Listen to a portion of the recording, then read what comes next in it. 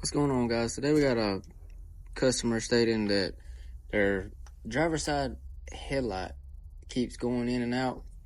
They said they replaced the housing, but it's still doing it. So right here we're inspecting this wiring, and I did find on the actual headlight harness side there's, I think, 2 wires that are nicked pretty good and showing bare wire and corroded.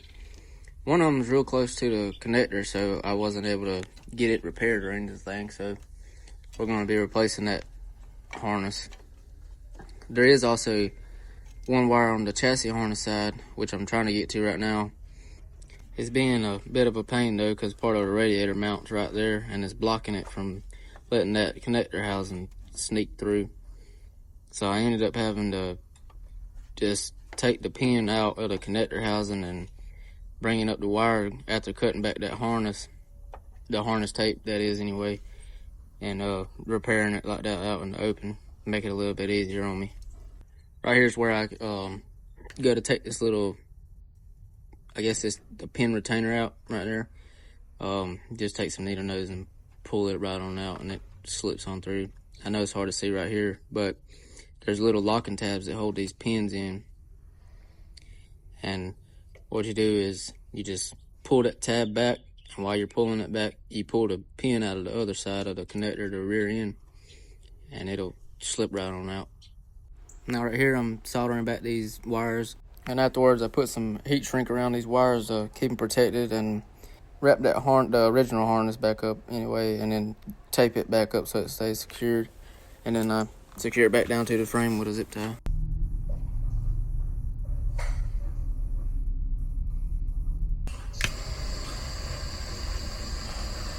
Make sure you don't forget this little lock retaining thing, because then it will not be able to secure those wires in there. And make sure you don't put it in backwards like I just did here, but I caught it, because it won't go in but one way either way, so you shouldn't be able to do that anyway. And you also want to make sure you hear this little snap, that way you know it's fully locked in and engaged.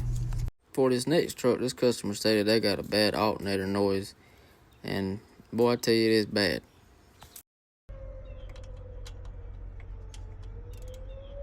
When I tell you everything on this truck was hot, I mean, he just came off the road and it was still running in the parking lot when I walked out here.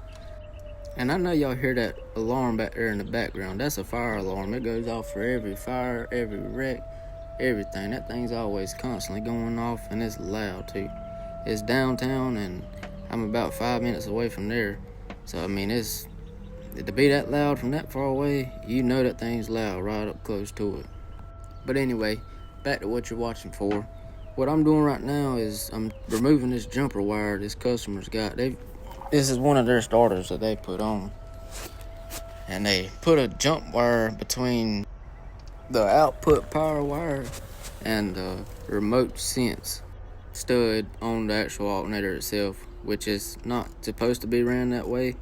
I think they were trying to get the remote sense optional feature to work. But the way you're supposed to install that is you're supposed to run the wire straight from the positive terminal on the actual batteries, and with a 5-amp fuse in line in it. But they didn't do that. And also on the instructions, because I was looking up about this, because I don't know a whole lot about that remote sense feature. You don't see many of them with it. Usually they're just nothing connected to that top stud up there, which is only for remote sense, that is anyway. And in the instructions, it says if you do the routing the way that they routed it, it lowers your voltage output.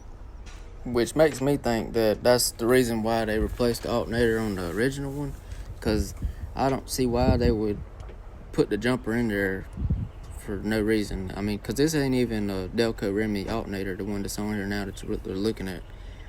It's it looks like they got it off Amazon, I'm not even gonna lie. I would never put it on my truck, and the pulley on this one is nothing like what's on a Delco Remy. This thing just don't even look reliable. All I'm saying is I wouldn't trust it. And after I removed that jumper wire, I checked to see if it was charging or not still, and of course it was not charging. What do you know? And listen to what this thing sounds like when I put it on. Dog. But anyway, on to this next hunk of junk I looked at. Customer stated that this one had air leaks, and I want you to look at this right here.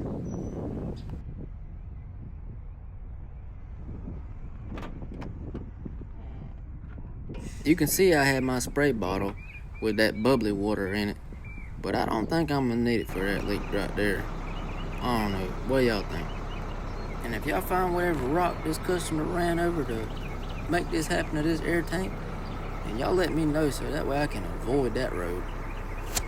The reason I was up under this thing though is because they had another air leak back there, and I don't know if you can see it right here or not, but there's water being spit out of that air line on top of that air tank, where I guess whenever that air tank got jacked up like that, it started rubbing on that drive shaft. And I bet you that there's play in that center bearing on that drive shaft, making it go up and down just a hair, just enough to rub that line. But anyway, that's all for today, guys. I appreciate you watching. Don't forget to like, subscribe. It'll help me out very much. And I'll see you in the next one.